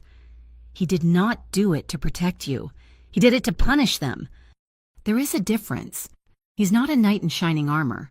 Emma, he's a butcher. And now that he has killed a high-ranking Navarra lieutenant, the retaliation is going to be total. That bomb under the car? That was just the opening salvo." He shoved the file into her hands. "Look at the photos. Emma, look at what your boyfriend does to people. And ask yourself if you can live with that blood on your conscience. Because it is there. He killed Marco Cole because of you." Emma took the file. Her hands were trembling. Jordan stepped back. "Run, Emma, while you still can, because the next time a bomb goes off, you are going to be in the car." Emma did not look at the photos until she was back in the safety of the penthouse office. When she finally opened the folder, she clamped a hand over her mouth to stifle a sob. It was brutal. It was efficient. It was undeniable. She sat there for an hour, staring at the evidence of Adrian's justice, waiting for the sound of the elevator. When the doors finally slid open, Adrian walked in. He looked exhausted, shrugging off his suit jacket and tossing it onto a chair. He loosened his tie, his eyes seeking her out immediately, as they always did. "I heard you went to the clinic," he said, his tone tight. It was risky. "Emma, We discussed this. Emma stood up. She picked up the file from the desk. She walked across the room and slammed it down on the glass coffee table between them. The sound echoed like a gunshot in the quiet apartment. Adrian looked at the file. He didn't need to open it. He knew what was inside. "Detective Hale gave me this," Emma said, her voice shaking with a cocktail of fear and rage. "He says it is Marco Cole. He says he was executed." Adrian looked up at her, his face impassive. "He is dead." "Yes." "Did you do it?" she demanded. Adrian held her gaze. "I did." "Why?" "Because he ordered the men who grabbed you," Adrian said. His voice was steady, devoid of apology. "Because he sat in a bar 2 days ago and bragged to his associates about how he was going to finish the job. He said he was going to take you and make me watch while he hurt you." Emma flinched, the graphic violence of the threat hitting her hard, but Adrian did not stop. "I went to him. I made sure he understood his mistake, and then I ended him." Emma stepped back, horrified by the coldness of his confession. "Is this how it works? Every time someone looks at me the wrong way, you kill them? Is that the price of being with you? A trail of bodies? If they touch you with violent intent?" "Yes," Adrian said. He took a step toward her, his energy shifting from defensive to predatory. "I told you, Emma, I protect what is mine. He was a human being," Emma cried, tears spilling over her lashes. "So was Ryan. You cannot just decide who lives and dies because you are angry." "I am not angry," Adrian shouted, the sudden volume making her jump. "This is not anger, this is necessity." "Do you think the law protects you? Where was the law when Ryan pinned you in the alley? Where was the law when those men tried to drag you into a van? The law was filling out paperwork. I was the one who stopped them." Emma choked back a sob. She looked at him, this man who bought her mother's medicine, who held her when she had nightmares, who had stood in a rain-soaked alley and shielded her with his own body. And she looked at the file on the table. She took a breath, her chest aching with the pressure of the truth she needed to hear. "Why did you kill him for me?" she asked. The question hung in the air, heavy and loaded. She wasn't asking about the strategic value of removing a lieutenant. She wasn't asking about self-defense. She was asking about the weight of the act. She was asking why he, a man who viewed the world as a chessboard, had thrown caution to the wind to exact a personal, bloody revenge. Adrian stopped. He looked at her, his jaw clenching as he fought the urge to lie, to give her the sanitized version. He stepped closer, closing the distance until he was standing right in front of her. He looked down, his eyes dark with a storm of emotion that terrified and enthralled her. "Because he touched what is mine," he answered. The words landed like a physical weight. They were a confession and a brand all at once. It was not a statement of ownership like property. It was an admission that she was a part of him, a vital organ that had been threatened, and his reaction had been as instinctual as breathing. The air between them crackled. Emma stood wrapped in a storm of fear, anger, and a fierce, unwanted sense of safety. She hated the violence. She hated the blood. But God help her. There was a primal part of her soul that recognized the devotion in the act. No one had ever fought for her. No one had ever cared enough to burn the world down just to keep a scratch off her skin. Adrian raised his hand. He hesitated for a fraction of a second, waiting for her to recoil. When she didn't, he placed his palm lightly over her heart. He could feel it racing, a frantic bird against her ribcage. His thumb brushed the fabric of her blouse, pressing against the beat, somewhere along the line. He whispered, his voice rough with emotion. "Protecting you stopped being strategy. It became personal. I cannot separate myself from you. Emma, if they hurt you, they kill me. So I kill them first." Emma looked at his hand on her chest. She covered it with her own, her fingers gripping his wrist. She wanted to push him away. She wanted to pull him closer. The conflict was tearing her apart. "I cannot be the reason people die. Adrian," she sobbed, "I cannot live like that, no matter what they did, no matter how bad they were. I cannot have that on my soul." "It is not on your soul," Adrian said fiercely. "It is on mine. I will carry it. I will carry all of it." "But it does not work that way," she cried, finally pushing his hand away. She stepped back, putting space between them. "We are connected. If you kill for me, I am part of it." She looked at him, her eyes searching for a lifeline. "If I asked you," she started, her voice trembling, "if I asked you to stop, to walk away from the revenge, to let the police handle Navarra, would you do it? For me?" Adrian looked at her. He stood in the center of the luxurious cage he had built, a king of a violent empire. He loved her. He knew that now. But he also knew the world he lived in. If he stopped, if he showed mercy, they would both be dead within a week. He opened his mouth to lie, to promise her peace, but he couldn't. He remained silent. The silence stretched, filling the room, louder than any scream. It was the answer. He chose her survival over her morality. He chose his war over her peace. Emma let out a shattered breath. She nodded slowly, the hope draining from her face. "I cannot do this," she whispered. Adrian moved then. He crossed the space between them in 2 strides. He didn't speak. He reached for her, and she didn't fight him. He pulled her into him, his hands fanning across her back, pressing her flush against his body. He lowered his head and captured her lips in a kiss that tasted of salt and grief. It was desperate. It was a goodbye. Emma clung to him, her fingers gripping the lapels of his shirt, pulling him closer as if she could merge with him, as if they could fuse together and escape the impossible choice between love and survival. It was hot with longing, a searing confirmation of everything they were losing. He held her as though she were the only solid thing in a dissolving world, his touch possessive, reverent, and terrified. When they finally broke apart, both of them were breathless.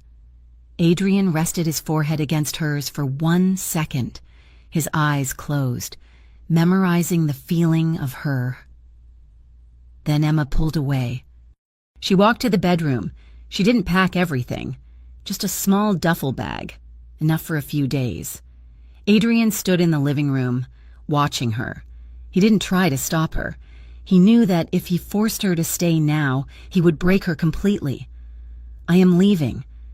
"Adrian," she said, standing by the door with her bag, "I am quitting the job. I cannot come back to the tower." "Where will you go?" he asked, his voice dead. "Somewhere safe," she said. "Somewhere away from this." "I will have men watch you," he said instantly. "No," Emma said. "If you send men, I will run further. Let me go, Adrian, please. If you love me, let me go." Adrian clenched his jaw until his teeth ached. It was the hardest thing he had ever had to do. "Go," he rasped. Emma opened the door. She looked back at him one last time, a dark, lonely figure in a tower of glass. Then she stepped out, and the heavy door clicked shut, severing the connection. Emma drove until her hands stopped shaking, which took nearly an hour. She found a nondescript motel on the northern edge of the city, a place with flickering neon signs and thin walls. It was the opposite of the penthouse. It smelled of bleach and regret. She threw her bag on the bed and sat down, burying her face in her hands. She had cut the tie. She was free. She felt like she had just carved out her own heart. She hoped the distance would break the spell. She hoped that in the silence of this cheap room, she could remember who she was before she became Adrian Costa's weakness. But unknown to Emma, the silence was deceptive. Across the city, in a dimly lit precinct office, Detective Jordan Hale was pacing. He had just received a tip from a confidential informant deep within the Navarra organization. Navarra was done playing games. They were done with car bombs and warnings. They were planning a final, decapitating strike. The annual Children's Hospital Charity Gala was in 2 days. It was the one event Adrian Costa appeared at publicly every year, a display of legitimate power and philanthropy. Navarra was going to hit the gala. They were going to turn the ballroom into a slaughterhouse to get to Adrian. Jordan looked at the file on his desk. He looked at the picture of Emma Romano. He knew he should warn her to stay away. He knew he should tell her to run to the next state. But he also knew that Adrian Costa was untouchable in his fortress. The only time he was vulnerable, the only time he made mistakes, was when it concerned her. If Emma was at the gala, Adrian would be distracted. If Emma was in danger, Adrian would expose himself. Jordan picked up his phone. He stared at Emma's number. He told himself it was for the greater good. He told himself that taking down the Costa syndicate was worth any price. He began to formulate a plan to use Emma Romano one last time. She wanted to save lives? Fine. He would give her a chance to save everyone by being the bait that finally caught the wolf. The neon sign of the Starlight Motel buzzed with the frantic, dying energy of a trapped insect. Inside room 12, the air smelled of stale cigarettes and industrial cleaner. Emma Romano sat on the edge of the sagging mattress, her eyes fixed on the small television bolted to the wall. She'd been here for 3 days, 3 days of silence, 3 days of trying to convince herself that leaving Adrian Costa was an act of survival, not an act of cowardice. On the screen, the local news anchor was smiling a plastic smile. Tonight is the annual Gray Harbor Children's Hospital Gala, the anchor said, a night of glitz and philanthropy. However, sources say that security is tighter than usual this year due to unspecified threats. Mr. Adrian Costa, the event's primary benefactor, is still scheduled to attend despite the concerns. The camera cut to a shot of the Grand Hotel, where sleek limousines were already beginning to arrive. Emma felt a cold knot tighten in her stomach. Unspecified threats, security concerns. In Adrian's world, those words were not vague warnings. They were a forecast of violence. She looked at the time. It was 7 in the evening. The gala started at 8. A sharp knock on the motel door made her jump. Emma froze. She had told no one where she was. "Emma, open up. It is Jordan." She let out a shaky breath and unlocked the door. Detective Jordan Hale stood under the flickering walkway light. He looked worse than she did. His shirt was wrinkled, and there was a desperate, manic energy in his eyes. "You are hard to find," he said, pushing past her into the room. "How did you find me?" Emma asked, closing the door. "I am a detective." "Emma, you used your credit card at the vending machine." He turned to face her, pacing the small room. "We do not have time for pleasantries." "Tonight is the night. We are taking Costa down." Emma crossed her arms, hugging herself. "I do not want to hear it. Jordan, I left him. I am out." "You are never out," Jordan snapped. "Listen to me. We have the warrants. We are going to surround the Grand Hotel. We are going to arrest him the moment he steps off the stage, but we are not the only ones who know he will be there." "What do you mean?" "We picked up chatter from the Navarra wiretaps an hour ago," Jordan said, his voice dropping. "They are not planning to let him get arrested. They are sending a hit squad. They are going to use the chaos of the police raid to kill him." Emma felt the blood drain from her face. "They will kill him," she whispered. "They will turn that ballroom into a shooting gallery," Jordan said. "And if Costa is blindsided, he is dead." "Why are you telling me this?" Emma cried. "Why not just warn him?" "Because if I warn him, he will go underground," Jordan shouted. "I need him there so I can arrest him." "But I do not want a massacre. I do not want him dead. Emma, I want him in a cell." He looked at her, his expression softening into something manipulative. "If you stay here, Emma, you are going to wake up tomorrow morning and read the headline that Adrian Costa was gunned down in a tuxedo. Is that what you want? Can you live with that?" Emma stared at him. She hated him in that moment. He was using her heart as a tactical asset. "Get out," she whispered. Jordan nodded, placing a card on the dresser. "If you change your mind, we will be on the perimeter." He left. Emma stood in the silence of the room. She looked at the television. The gala coverage was continuing. She thought of Adrian's hand on her heart, because he touched what is mine. He had burned the world for her. He had killed for her. And now, he was walking into a trap that would end him. She could not stay here. She could not sit in a motel room and let him die. She grabbed her bag. She didn't have much, but she had the black silk dress she had packed, the one formal thing she owned. She dressed with trembling hands.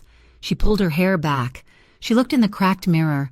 She didn't look like a legal assistant anymore. She looked like a woman going to war. She dialed a number she hadn't used in months. "Sarah? It is Emma. I need a favor. A big one.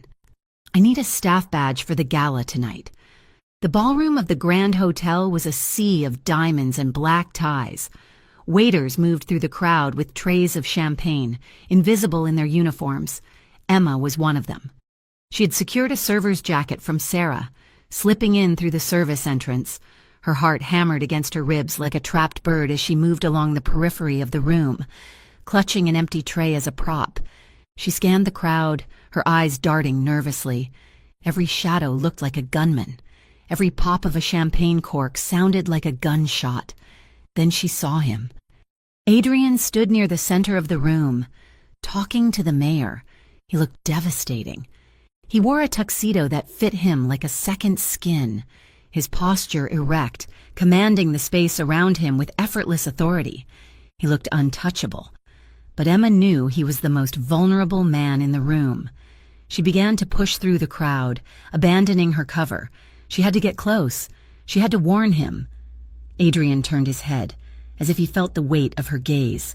Their eyes locked across 50 feet of crowded ballroom.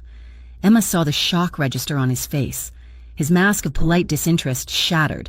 He stared at her, and for a second there was raw, naked relief in his eyes. He had found her, but it was instantly replaced by a flash of terrifying anger. He knew she shouldn't be here. He said something to the mayor, excused himself, and started moving toward her. His strides were long and purposeful. He was coming to get her. He was coming to get her out. Emma took a breath to shout, to warn him, but the air in the room suddenly changed. The service doors on the east wall burst open. It didn't happen in slow motion. It happened all at once.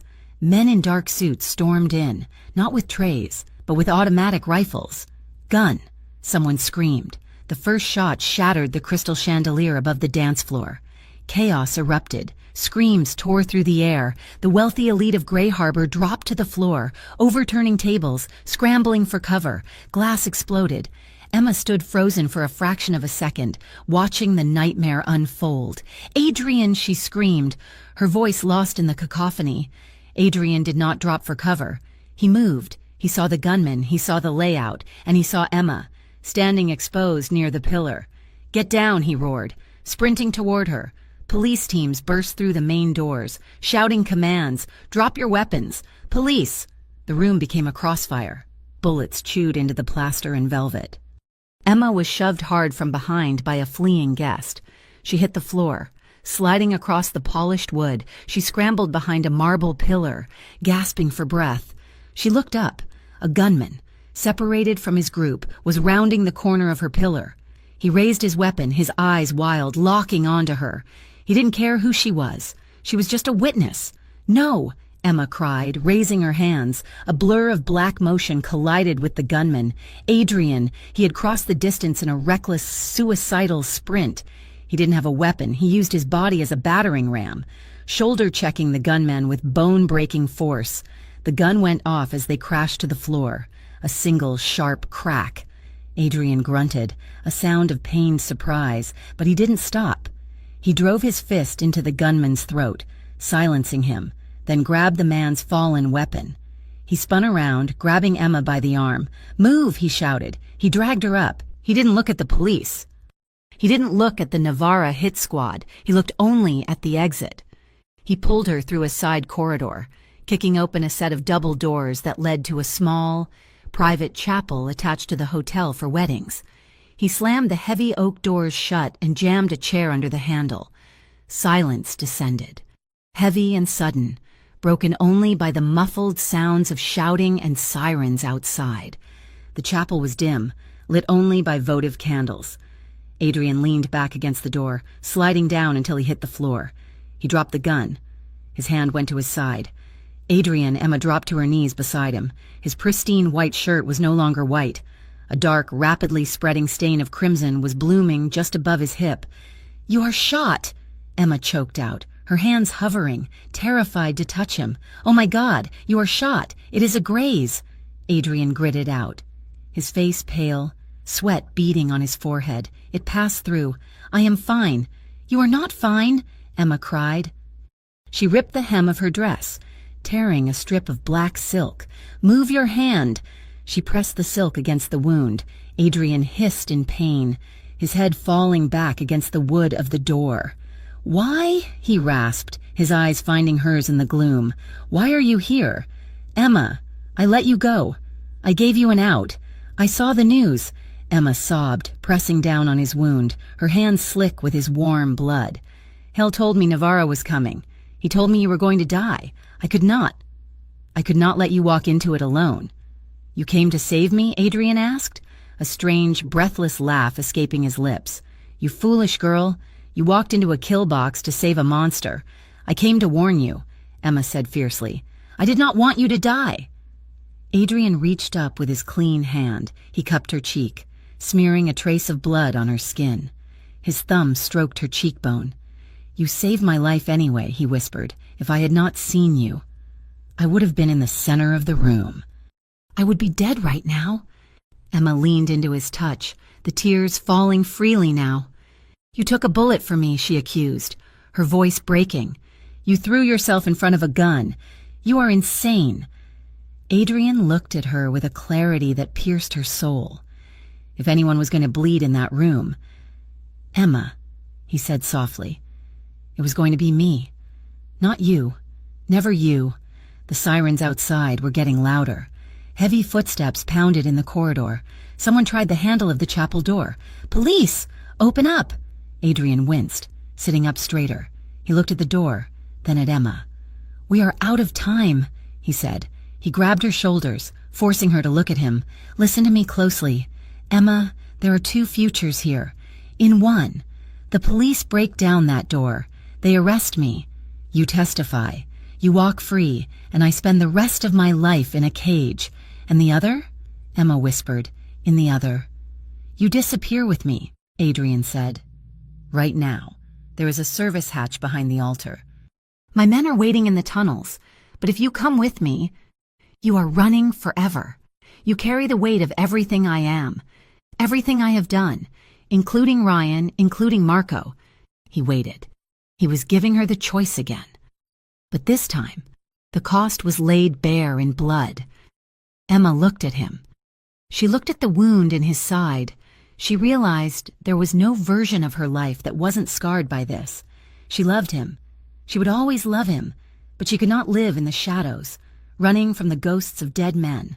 "I cannot run, Adrian," she said, her voice shaking but clear. "I cannot live a life where I am always looking over my shoulder." Adrian's face fell, the light dying in his eyes.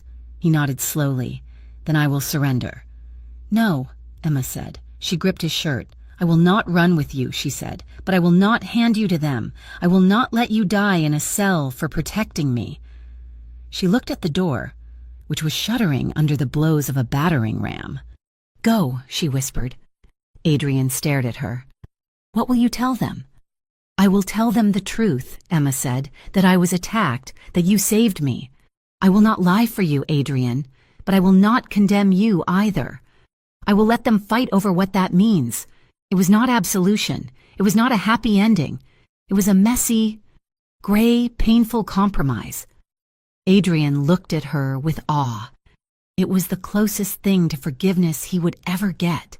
He leaned forward and kissed her. It was brief, hard, and tasted of iron. "Live, Emma," he commanded against her lips. He pulled away. He struggled to his feet, clutching his side. He looked at her one last time, a woman kneeling in a ruined dress, covered in his blood. Then he turned and vanished behind the heavy velvet drapes of the altar. Seconds later, the chapel doors splintered open. SWAT teams poured in, rifles raised. "Freeze! Hands in the air!" Emma raised her bloody hands. She was alone. 6 months later. The winter snow had melted, leaving Gray Harbor gray and wet. Emma sat at her desk in the small community legal clinic on the west side of the city.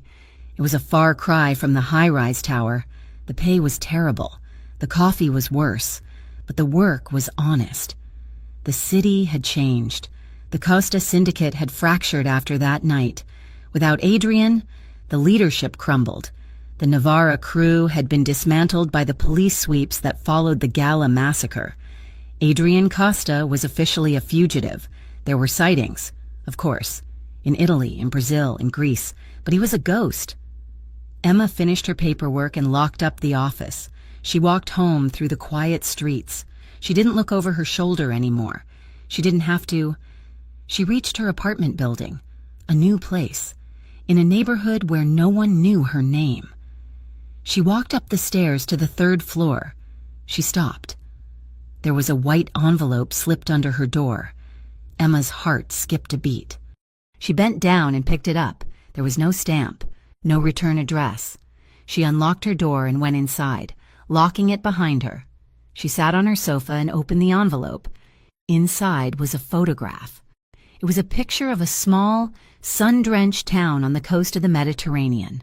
The water was a brilliant, impossible blue. It looked peaceful.